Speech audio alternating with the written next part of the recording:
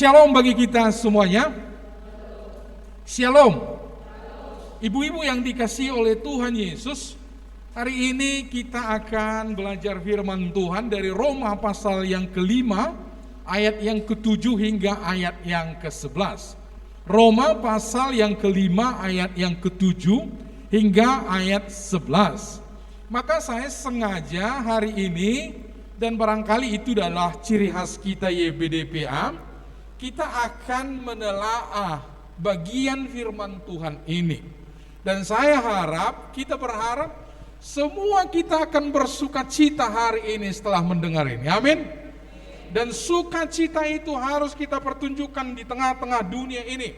Jangan melempem, tetapi kita adalah orang-orang yang dimenangkan oleh salib Kristus. Dan salib itu sudah dilakukan oleh Tuhan Yesus bagi kita.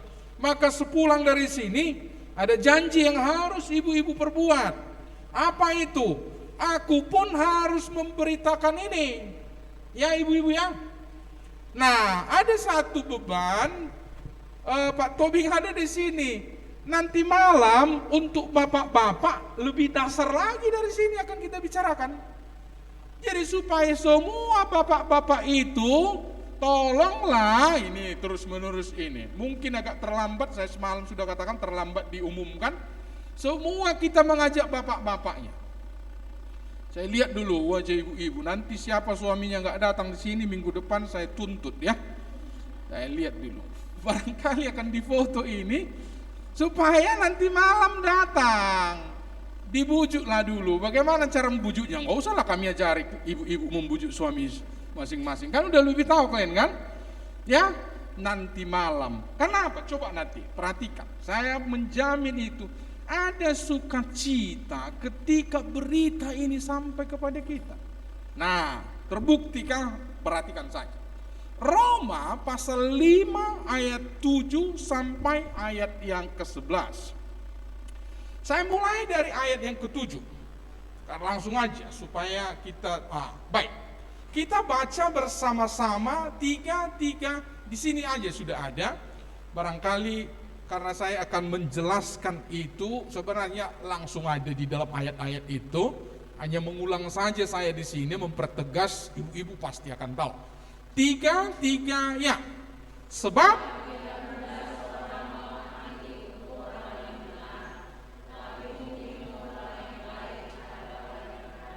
nah, Paulus memulai dengan satu perbandingan. Perbandingan apa? Dia katakan begini loh. Tidak mudah seorang mau mati untuk orang yang benar. Kalau tidak mudah, kalau kita pakai kata persentase, itu sudah pasti ada sampai 50%. Nah, kira-kira itu maksud Paulus. Tidak mudah. 90% orang tidak akan mau mati untuk orang benar. Nah, tidak ada orang yang mau mati. Maukah ibu-ibu mati untuk Ahok? Orang benar kan? Waktu itu mau mati untuk dia? Enggak mudah, itu susah. Barangkali maka Paulus tidak pastikan. Ada enggak ya yang mau mati untuk orang benar? Enggak mudah lah itu. Jadi Paulus tidak punya kesimpulan apa-apa, tapi dia katakan tidak mudah. Orang benar, tapi untuk orang baik kita lanjutkan setelah garis 2, 3 ya, tetapi 3 ya, tetapi mungkin.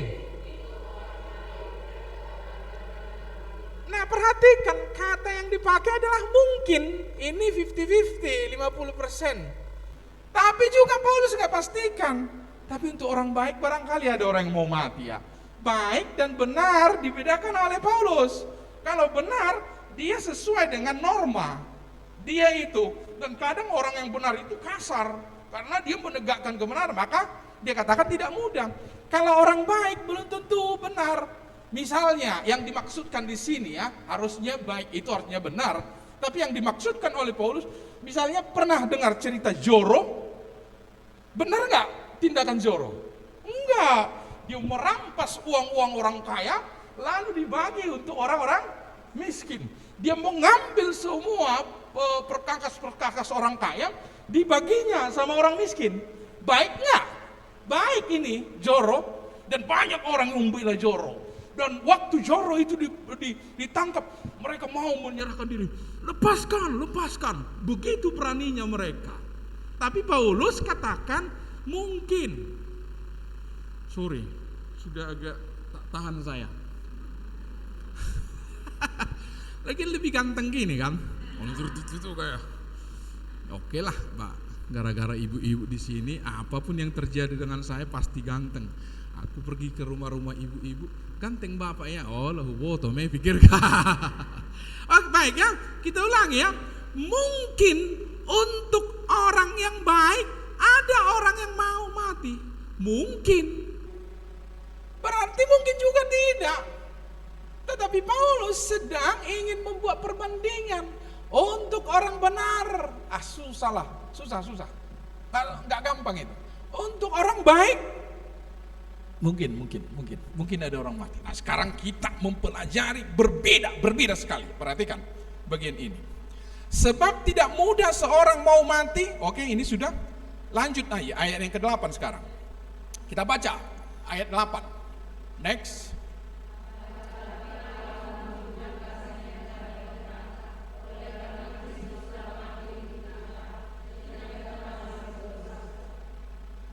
Untuk orang baik, untuk orang benar, susah orang mau mati.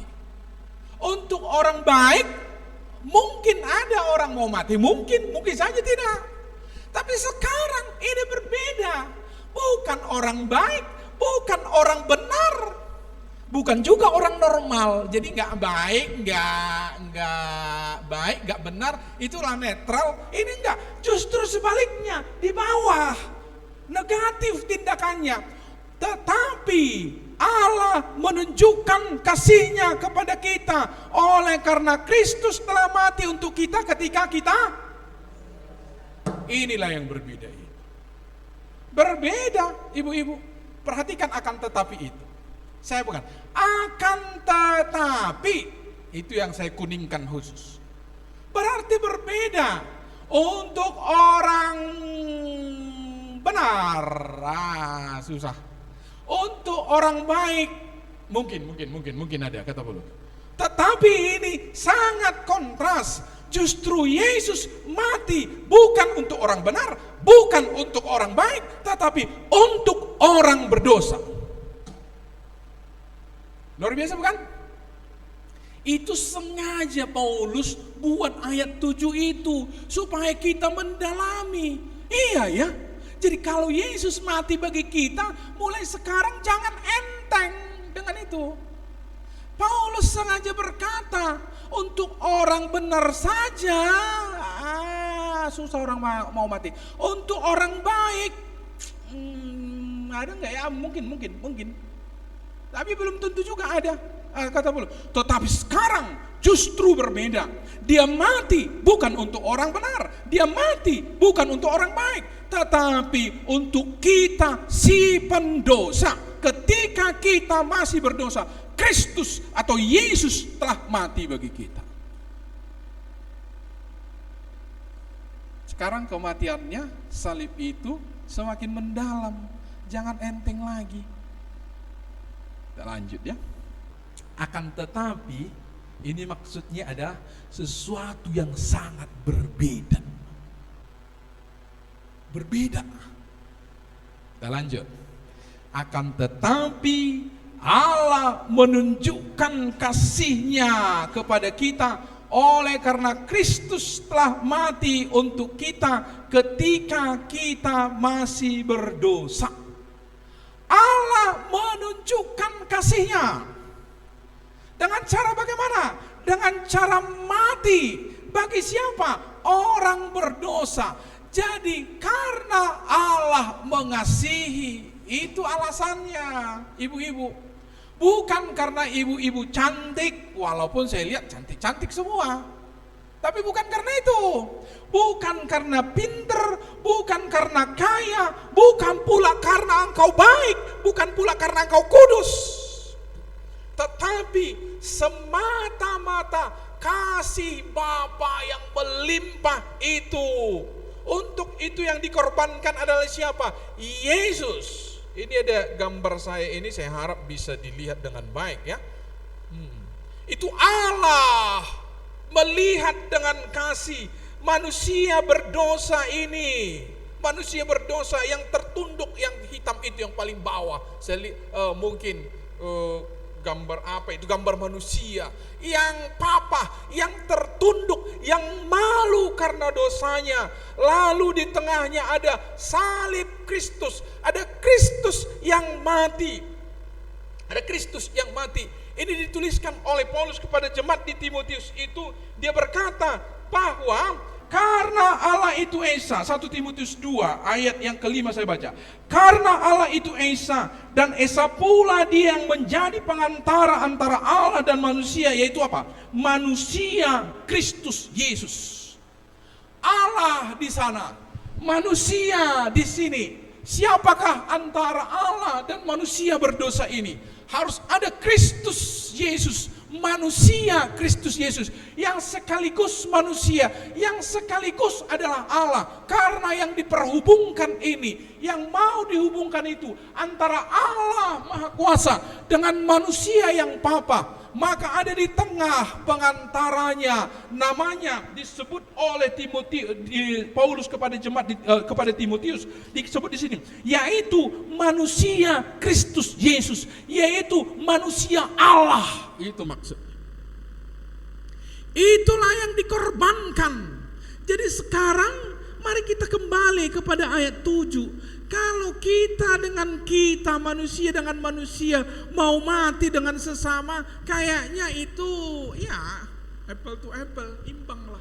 Tetapi sekarang Allah yang adalah Tuhan pencipta segala-galanya, yang digambarkan oleh Yohanes di dalam kitab Yohanes itu, dialah yang menjadikan segala sesuatunya tidak ada, boleh ada yang ada kalau tidak dijadikan oleh Tuhan Yesus. Tapi itu yang mati bagi kita. Itulah yang tersalib yang di tengah ini. Coba kita lihat, ada Allah menunjukkan kasih-Nya. Kemudian ada Kristus telah mati, itu yang ada di tengah, itu yang tersalib. Untuk siapa? Kita manusia berdosa. Siapakah yang dikorbankan untuk itu? Adalah Kristus, adalah Allah itu sendiri, pencipta itu sendiri, penjadi segala sesuatunya. Harus diutus ke dunia ini supaya apa? Orang-orang berdosa seperti yang tertunduk di bawah ini, yang gambar hitam itu, engkau dan saya harus diselamatkan. Dan itu satu-satunya jalan adalah salib. Dan orang yang tersalib itu adalah Kristus Yesus, dan sampai mati di kayu salib. Saya kira ini adalah pelajaran yang sudah biasa. Nah sekarang lalu Paulus melangkah. Adakah lagi sukacita yang timbul dari semuanya ini? Maka dia berbicara begini. Akan tetapi Allah menunjukkan sudah ayat 9. Mari kita baca semua ayat 9. Next ayat 9 ya. Ini saja saya kira kita baca. Ayat 9 ya. 3 ya.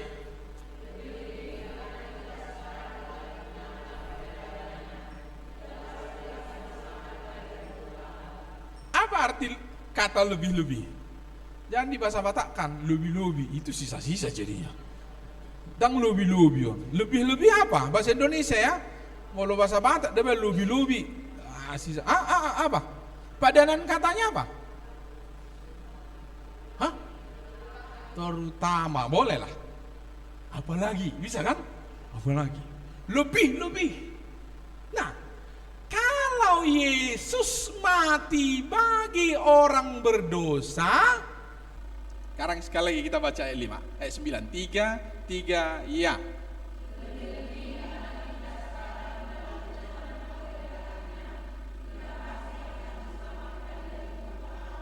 Nanti ayat 10 masih kita teringati tentang ini. Tetapi kita mau belajar dulu tentang ini. Kata lebih-lebih itu artinya apa ini? Kualitas yang berbeda. Ya. Kalau Allah mau mati bagi orang berdosa, dan setelah kamu di dalam Kristus, apakah engkau akan dibuang? Enggak lagi. maka dipakai kata pasti. Lebih-lebih karena kita sekarang telah dibenarkan oleh darahnya, kita baca yang hijau itu. 3 ya. Pasti akan dari murka Allah. Tahu kata pasti? Saya ada punya. Ini dah, salah itu. Inilah namanya probabilitas. Saya tidak sedang ingin mengajarkan matematika, ya. Oke, saya nggak bisa rupanya bergerak-gerak ya karena kamera kita ini. Probabilitas itu namanya nilai kemungkinan, kira-kira begitu. Yang kuning, yang merah, kuning, hijau, tahu apa itu namanya? Dadu. Waktu masa-masa pandemi di rumah kami belilah dadu, marhalma namanya, atau halma atau ludo. Ludo, keren, masuk keren. Anak yang paling kecil itu, karena kami main 4, tuh udah masuk 1, 2, 3. Dia tinggal 1 lagi. Kami rata-rata masih 2. Mamanya, abangnya, saya. Dia udah masuk, tinggal klik 1 lagi. Saya ingat angka 1 lah supaya biar tinggal 1, kruk, masuklah dia menang, ya kan? Kami masih 2 lagi, jadi masih 2 yang masuk. Tahu semua ludo ya? Enggak tahu ludo? Bang, ya bang. Oke lah tahu. Semua udah mulai masuk ini, udah mulai masuk. Nomor 2, tuh jadi menang nomor 2. Abangnya nomor 2. Si adik ini sampai saat itu belum juga masuk. Si 1 terus, dia kepingin 1, 6 masuk. Dari tadi dia carinya 6 gak mau, 6. Si 1 gak muncul. Abangnya truk masuk 4. Ore katanya udah mulai agak netes dah. Sadis juga rupanya ya. Di keluarga juga permainan anak-anak ini. Apalagi kan mamanya gak sengaja kena, tertembak namanya, mati. Mamanya sebenarnya kepingin jangan 3 supaya jangan kena anakku ini. 3 matilah puluh. Mamanya ini pun katanya Itulah namanya kita nggak bisa atur. Itu namanya kita tidak bisa pastikan. Sekiranya kita pasti 1, bisa nggak? Itu 1/6. Sekali kocok, 6 kemungkinan muncul. 1, 2, 3, 4, 5, 6. Kalau 1 dicari-cari pun nggak bisa. Akhirnya seingat saya jadi juara 3 dia. Mungkin mamanya juara 2, abangnya juara 1, saya juara 4. Akhirnya masuk juga. Akulah yang paling tidak. Tapi dia udah gondok kali dia. Kepingin dia angka 1 supaya masuk. Itulah namanya tidak bisa dipastikan. Nah, coba lihat yang di sebelah itu yang ada wadah, ada kelereng merah, ada kelereng biru. Lihat ini ya. Kalau itu dikocok, diambil 1, bisa kita pastikan merah itu? Enggak bisa. Atau bisa kita pastikan biru? Paling-paling seperti yang di sampingnya itu, yang dapat mungkin biru merah begitu. Jadi itu namanya tidak ada kepastian. Probabilitas seperti itu, tidak ada kepastian. Tapi coba lihat gambar saya berikutnya ini. Ini sudah selesai ini. Ini semua merah, dikorek-korek juga nggak ada merah. Disuruhlah ibu tutup mata, ambil 1. Bisakah ibu pastikan bahwa itu merah? Hah? Semua merah. Lalu disuruh ibu ngambil, bisakah ibu pastikan itu merah? Itulah kata yang dipakai oleh Paulus. Supaya tahu. Itu istilah matematika, memang itu yang dipakai oleh Paulus. Pasti, maksudnya tidak ada kemungkinan untuk tidak terjadi. Mungkin bisa balik sedikit deh. Saya sudah janji sih dengan operatus tidak akan balik, tapi ini akhirnya saya perlu juga balik. Kalau seperti ini bisa kamu ibu pastikan? Enggak kan? Oke, ada 1000 kelereng. Udah 1000 kelereng. 999 merah. Hanya 1 yang biru dikocok. Lalu disuruh tutup mata. Lalu ibu ambil 1. Bisa ibu pastikan bahwa itu merah? Hah? Bisa? Enggak. Tidak bisa. Bisa aja yang biru itu dapat, Ibu Ratna. Entah kenapa, bisa aja yang biru itu dapat. Ya, itu nggak pasti itu. Mau 1.999.999.000 satu yang biru dikocok. Nanti kalau yang biru dapatmu, maka telingamu akan dipotong ya. Saya sih agak berani lah. Bayangkan 1/100.000, masa gak? Tapi entah kenapa lah sialnya saya ini, dapat pula yang biru, dipotonglah telinga saya. Padahal 999.999 merah, hanya satu yang biru. Lalu dikocok secara random, lalu disuruh ambil. Bisa kita pastikan merah? Jangan salah lagi. Tidak, bisa saja entah kenapa itu dapat yang biru itu. Itu namanya tidak pasti. Tetapi ketika Paulus berkata pasti, tidak ada lagi kemungkinan untuk tidak terjadi. Waktu kita ambil, karena semua merah, 1 juta merah semua di situ. Asal ambil saja, itu pasti merah bisa? Itulah kata yang dipakai oleh Paulus. Maka ketika kamu datang kepada Kristus dan percaya kepadanya, Paulus tadi katakan, oh ya, nanti udah dimarahi operator saya sudah bilang tidak akan balik-balik, rupanya harus balik. Inilah, ini dulu ayat 9, balik dulu.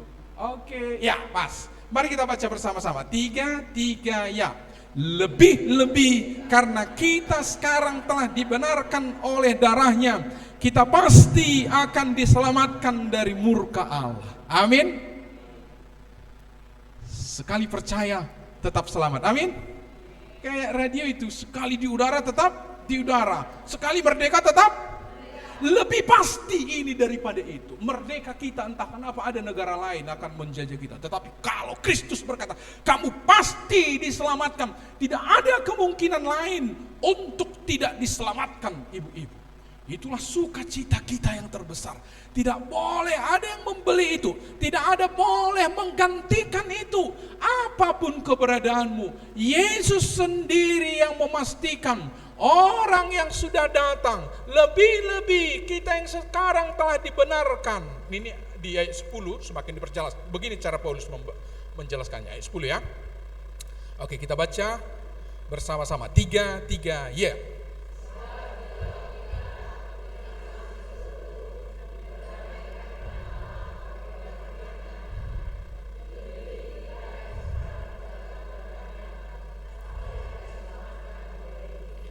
Masih dipakai oleh Paulus kata pasti itu, tetapi sekarang dia sudah seperti argumen. Kalau tadi dia ingin meyakinkan bahwa tidak ada kemungkinan untuk tidak selamat, sekarang Paulus seperti berbicara seperti ini, ibu-ibu. Sebab jikalau kita, perhatikan, ketika masih seteru, masih menawan Tuhan, berdosa, aku gak mau. Untuk kamu yang bandal seperti itu pun, orang yang jahat seperti itu pun, Yesus mau mati bagimu. Coba perhatikan sekali lagi ya. Untuk kita yang berdosa, ketika kita masih seteru daripada Tuhan, seteru itu musuh, bermusuhan dengan Tuhan. Untuk orang seperti itu pun, sebab jikalau kita ketika masih seteru diperdamaikan dengan Allah oleh kematian anaknya. Dalam ayat 9 tadi, waktu kita berdosa pun Yesus sudah mau mati bagi kita. Waktu kita seteru, lalu Tuhan memperdamaikan, Roh Kudus menjamah hati kita, lalu kita katakan, tertunduk ya, aku datang percaya kepadamu. Engkau adalah Tuhan, Engkau adalah Raja, aku si pendosa yang harusnya dimurkai. Tadi kan ayat yang ke-9 itu harusnya dimurkai. Yang harusnya dimurkai, tapi Engkau mau mati bagiku. Itulah namanya diperdamaikan. Amin. Kita akhirnya diperdamaikan. Nah ini indah sekali lagi. Kita baca, nah ini mulai dari hijau ya. 3 lebih mulai dari situ. 3 ya. Lebih-lebih kita yang sekarang telah diperdamaikan. Jadi seakan-akan begini. Waktu kita musuhan aja dengan Tuhan, dia udah mau mati bagi kita. Masa setelah kita datang, aku datang kepadamu Tuhan, masa dibuang lagi? Kira-kira itu maksudnya. Ya. Jadi setelah ibu-ibu pernah menyerahkan diri dengan sungguh-sungguh kepada Tuhan, ini aku Tuhan, aku percaya. Lalu mungkin gak dibuang lagi? Enggak. Lebih-lebih maka dibuang lagi. Apalagi setelah kita diperdamaikan, masa kita dibuang? Lebih-lebih kita sekarang yang telah diperdamaikan, pasti dong gak akan diselamatkan oleh hidupnya. Pasti. Sekali lagi kata pasti saya sudah ajarkan tadi. Sekarang dia katakan, kalau Kristus mati, bukan ketika kita baik, bukan ketika kita benar, bukan ketika kita sudah kudus, tapi waktu kita berdosa, dia sudah mau mati bagi kita. Dan kita menyambut, aku datang kepadamu Tuhan, aku percaya kepadamu Tuhan. Lalu diperdamaikan dengan Allah. Masa setelah diperdamaikan dibuang lagi? Sorry, agak ingin pakai saya membut. Pernah punya anak kecil? Adalah. Tapi ada pernah gendong anak kecil? Sudah hampir semua. Gendong Leni yang paling kecil kami. Saya udah pakai baju gini, barangkali saya mungkin mau ke Ibu Maria waktu itu mau khotbah. Jadi udah pakai begini. Masih kecil kan? Anak nih sih. Tiba-tiba prak katanya. Biasa itu kan? Lalu ada ibu-ibu, bapak atau bapak-bapak. Ada? Enggak kan? Udah kotor lagi baju bapak. Paling-paling digantikan. Kadang ini menjengkelkan. Ada menjengkelkan ya tahu. Ini yang paling kecil kami ini dulu umur 4 tahun udah merasa abangan dia. Enggak suka lagi digendong. Waktu umur 2 tahun, sini nak, papa, masih mau. Udah 4 tahun kita buat begitu. Malu dia sama kawan-kawannya. Papanya barangkali kumisnya kena katanya. Lalu paksa lah gendongnya kan, paksa, nggak bisa, kena jarinya ke mata saya. Pedih lah, bukan karena kuatnya, pedih. Lalu apakah saya, lawan papa, ada gitu, kira-kira ada? Enggak, itu anak kita kan, benar? Masa dibuang anaknya? Begitulah maksudnya. Bukan berarti kita tidak ada kekurangan, tetapi kita terus dipegang oleh Tuhan. Kita akan dipastikan, engkau anakku, barangkali kamu bandel, aku tidak menginginkan bandel. Nanti di dalam pasal 6 akan kita baca sebenarnya itu, walaupun bukan hari ini ya, nanti lain kali akan. Tetapi apapun engkau, bagaimanapun engkau adalah anakku. Aku tidak salah memilih engkau, akulah yang memilihmu. Itulah sebabnya engkau bisa percaya, itulah sebabnya engkau bisa datang kepadaku. Akulah yang memilihmu. Apakah engkau akan dibuang? Tidak. Maka sekali selamat, pasti selamat. Amin. Tepuk tangan dulu untuk Tuhan Yesus. Itu harus menjadi sukacita kita. Tidak boleh ada yang menggantikan itu. Bahwa kapanpun, sampai kapanpun, Yesuslah yang menjamin. Akulah yang memegang engkau. Kayaknya nanti akan kita lihat itu. Coba perhatikan itu nanti. Itu yang saya akan khotbahkan nanti di bapak-bapak. Itu dari 1 Yohanes pasal 5. Dia disebut dia yang memegang, dia pegang kita, dan kita pegang dia. Ini tangan kanan saya yang di rumah barangkali tidak. Bayangkan saja tangan kanan saya di atas, tangan kiri saya di bawah. Oke, nggak usah bicara supaya yang di rumah juga.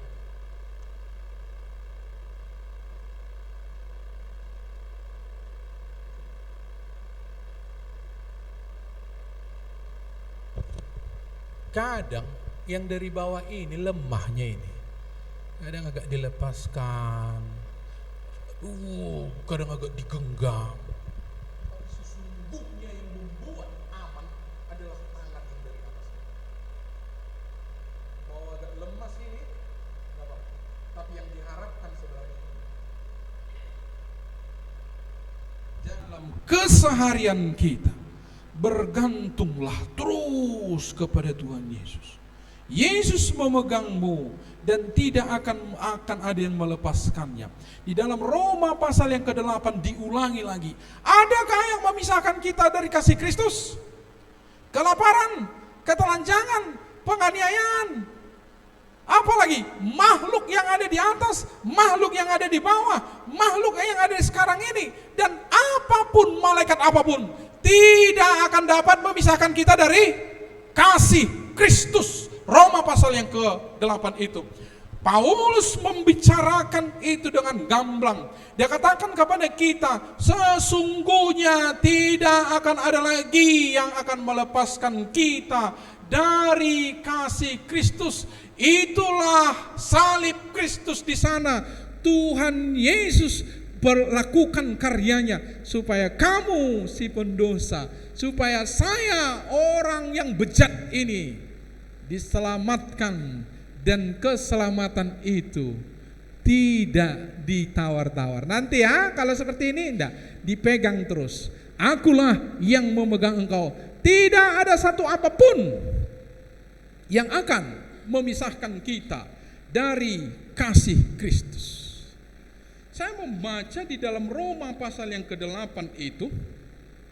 Ini mungkin saya bacakan saja bagi kita. Roma pasal yang ke-8. Menarik ini.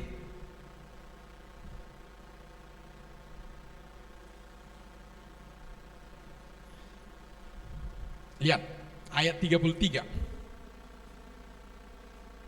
Roma pasal yang ke-8 ayat 33. Perhatikan ya. Siapakah yang akan menggugat orang-orang pilihan Allah? Dalam bahasa Indonesia tanda tanya itu. Dia ingin mempertegas bahwa ini adalah pertanyaan retorik sebenarnya. Memang pertanyaan. Siapakah yang akan menggugat orang-orang pilihan Allah? Pertanyaan retorik itu harus kita jawab kalau harus dijawab.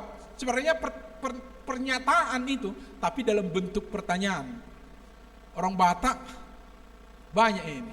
Baisi meda Paulo aloi. Bukan mau kita lawan dia, maksudnya tak terlawan itu pernyataan itu dalam bentuk pertanyaan. Itu namanya pertanyaan retorik. Jadi kalau harus dijawab tidak ada. Siapakah yang akan menggugat orang-orang pilihan Allah? Ya nggak ada.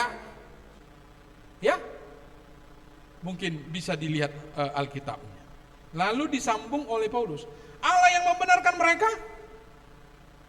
Maksudnya, apakah Allah akan menggugat kita? Ya harus jawabnya harus tidak. Harus tidak. Karena ini pertanyaan retorik. Lalu siapa lagi? Siapakah yang akan menghukum mereka? Ayat 34 sudah dapat. Kita baca ayat 34. Dengan tanda tanyanya ya, jangan salah. Kalau tidak dibuat tanda tanyanya salah itu. Salah membaca. 3 ya. Kurang mantap lagi tanda tanya. Kristus Yesus yang telah mati? Maksudnya, apakah Kristus akan menggugat kita lagi? Bapa tidak akan menggugat kita lagi. Yesus sendiri pun tidak akan menggugat kita lagi. Apalagi lah yang lain-lain itu. Maka didaftarkan di sini mulai dari ayat yang ke-38. Mari kita baca daftar berikutnya yang mungkin menggugat Allah, menggugat kita dari kasih Kristus. Mulai ayat 38, lambat saja sampai ayat 39. 3 ya. Sebab aku yakin baik maut, hidup, malaikat-malaikat, pemerintah yang sekarang, pemerintah yang akan datang, kuasa-kuasa, kuasa yang di atas, kuasa yang di bawah, makhluk apapun tidak akan bersama-sama itu. Mulai dari tidak 3 ya. Tidak akan dapat memisahkan kita dari kasih Allah yang ada dalam Kristus Yesus Tuhan kita. Amin. Gak apa-apa sekali tepuk tangan untuk itu. Harus menjadi sukacita yang besar ini. Rupanya tidak ada lagi yang menggugat kita, tidak ada lagi yang menyingkirkan kita dari kerajaan Tuhan. kapanpun dipanggil. Amin. Mau mati kapanpun pasti masuk surga. Amin. Dengan cara bagaimanapun pasti masuk surga. Amin. Bagus juga misalnya diikuti ritual gereja, sempat melakukan perjamuan kudus, silahkan, nggak salah. Itu kan perjamuan kudus mengingatkan kita akan pengorbanan Tuhan Yesus. Ini darahku, ini adalah dagingku yang telah ditumpahkan bagimu, yang telah dikorbankan bagimu, supaya engkau waktu itu kita diingatkan. Nggak sempat seperti itu, tapi udah percaya orang-orang tua kita. Nggak usah ragu. Karena kapanpun, bagaimanapun caranya, mau mati di kapal terbang, mau hanyut di sungai. Permintaan kita sih nggak seperti itu. Iya, permintaan, tapi ada saja yang seperti itu. Anak-anak Tuhan saya tahu ada yang mati bangkainya sampai sekarang ini tidak ditemukan, ada. Tapi apakah itu kita harus risau kan? Tidak usah risau, karena tak satu pun yang akan memisahkan kita dari kasih Kristus. Amin. Amin ibu-ibu. Nah, sekarang dalam Roma pasal 6 itu sebenarnya disebut oleh Paulus, memang ada sini menggelitik sedikit. Jadi apapun yang terjadi, masuk surga lah kita. Jadi kalau berdosa, ya janganlah kamu berdosa lagi. Tidakkah kamu ingat Kristus sudah mati bagimu karena dosamu? Tapi diingatkan lagi, kalau ada di antaramu yang berdosa, ini di gereja kami selalu ini dibacakan ini. Setiap setelah pengampunan dosa. Saya ingat sekali itu. 1 Yohanes 2 ayat 1. Semua harus hafal ini. 1 Yohanes 2 ayat 1. Oh, sudah mulai ada yang membuka. Mari sama-sama sebelum saya tutup khotbah ini, sama-samalah kita buka. 1 Yohanes 2 ayat yang pertama. Perhatikan. Ini menarik. Kita baca bersama-sama ya, lambat saja. 1 Yohanes, bukan kitab Yohanes ya, berarti surat kiriman. 1 Yohanes pasal 2 ayat yang pertama. Kita baca bersama-sama 3 ya. Anak-anakku, hal-hal ini kutuliskan kepada kamu supaya kamu jangan berbuat dosa. Namun jika seorang berbuat dosa, kita mempunyai seorang pengantara pada Bapa, yaitu Yesus Kristus yang adil. Jelas sekali Yohanes, targetnya jelas, supaya kamu jangan berbuat dosa lagi. Itulah harapan Tuhan kepada kita. Ketika kita tergoda akan dosa, maka di dalam kitab Roma pasal 6 itu, tidak ingatkah kamu bahwa Yesus mau mati karena dosamu loh? Adakah anggap enteng dengan Yesus yang tersalib itu? Biarlah mati itu, memang dia itu bagian ada. Atau untuk dosaku lah rupanya Yesus ini mati. Maka harus sungkan. Jadi kekristenan itu jangan lagi kalau takut nanti masuk neraka aku kalau berdosa. Tidak ada yang takut neraka lagi. Bukan karena takut neraka maka tidak berdosa. Tapi Paulus dalam Roma pasal 6 itu, Yesus mati karena dosamu loh. Sampai terpanggang dia di situ, tersiksa dia di situ, dicembeti, apalagi dibuat lagi mahkota duri, semua badannya sudah tercabik-cabik karena dosamu. Masa? Yang kedua dikatakan, dulu kamu ini hamba dosa, lalu sesukamu di situ, datang Kristus menebusmu, ditebus. Setelah kamu di rumah Kristus, bukan dibuat seperti budak, tapi tiap hari kamu mau melakukan pekerjaan si iblis. Aduh, bagaimana ini kata Paulus. Lalu inilah targetnya. Jangan ada lagi yang bermain-main dengan dosa. Tapi nampaknya juga Yohanes berkata di sini, masih adakah kemungkinan kita berdosa? Ada.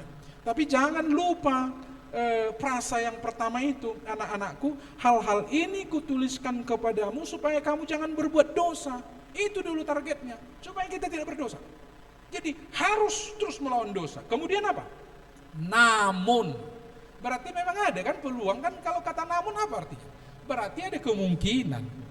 Lihat, namun jika seorang berbuat dosa, apakah setelah kita percaya kepada Yesus mungkin masih berbuat dosa? Iya, Maka dipakai kata namun. Namun jika seorang berbuat dosa, nah, diberikan penghiburan. Kita mempunyai seorang pengantara pada Bapa, yaitu Yesus Kristus yang adil. Maksudnya Yesuslah jaminan bahwa itu akan diampuni. Tapi jangan, kalau gitu berbuat dosa, kan jelas targetnya supaya kamu jangan berbuat dosa. Sama seperti Paulus nanti dalam Roma itu. Mari kita mengenang Paskah seperti ini. Marilah kita menyambut Paskah ini. Yesus yang mati. Yang pertama apa? Aku bersyukur karena kematian Yesus. Aku dipastikan ikut di dalam kerajaan selama-lamanya. Tetapi sekaligus juga ada beban di situ. Yesus yang mati itu adalah karena dosaku. Maka aku harus memperbaiki hidupku hari lepas hari, supaya semakin indah. Istilah yang dipakai oleh Paulus, supaya semakin serupa dengan Kristus. Mari kita tunduk kepala. Ibu-ibu yang dikasihi oleh Tuhan Yesus, tidak ada orang yang tidak bersuka cita mendengar berita ini. Bukan karena kepiawaian, bukan karena kepintaran, bukan karena kebaikan, bukan karena kekudusan, maka kita diselamatkan semata-mata karena kasih-Nya. Ayat 8 itu tadi Paulus katakan,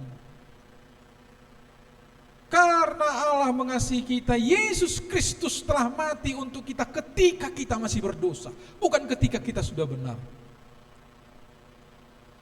Lalu setelah kita masuk diperdamaikan dengan Tuhan, adakah yang bisa menggugat itu lagi? Tidak ada. Semua kita dipastikan akan turut serta di dalam kebahagiaan sampai selama-lamanya. Mau malaikat, makhluk-makhluk lain, penderitaan, apapun. Tidak akan ada lagi yang menggugat orang-orang yang dikasihi Tuhan. Kiranya itu menjadi sukacitamu. Pulanglah dengan sukacita itu. Sekarang beban kita supaya makin banyak orang mendengar berita ini. Pertontonkanlah cara hidup yang benar sebagai orang Kristen, supaya jangan batu sandungan kepada orang lain. Percakapkanlah berita Injil itu. Tadi kami sudah mengatakan mungkin Bapak, mungkin anak-anak kita belum mendengarkan berita sukacita ini.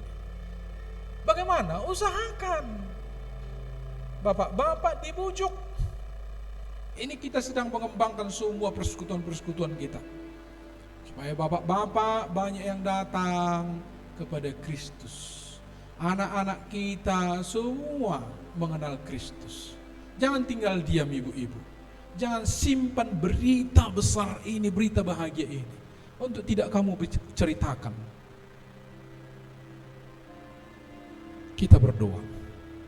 Terima kasih ya Tuhan untuk kebenaran firman-Mu yang boleh kami dengarkan.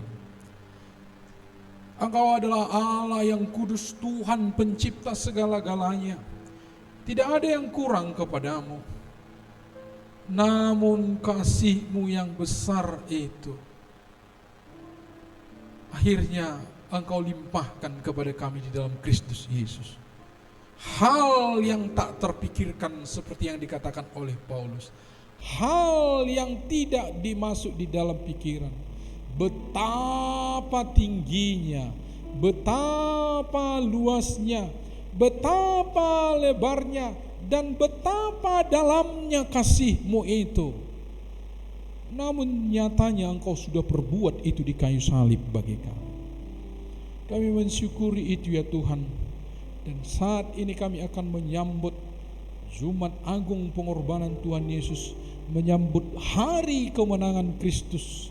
Kiranya dengan sikap yang benar kami berubah dari tabiat-tabiat lama untuk masuk di dalam tabiat-tabiat yang baru dan menjadi duta-duta Kristus di tengah-tengah dunia. Kuatkan, teguhkan, dan tetapkan hati semua ibu-ibu ini untuk melangkah sebagai duta-duta Kristus. Inilah doa kami, ini permohonan kami kepadamu. Dalam nama Yesus kami berdoa dan bersyukur. Amin.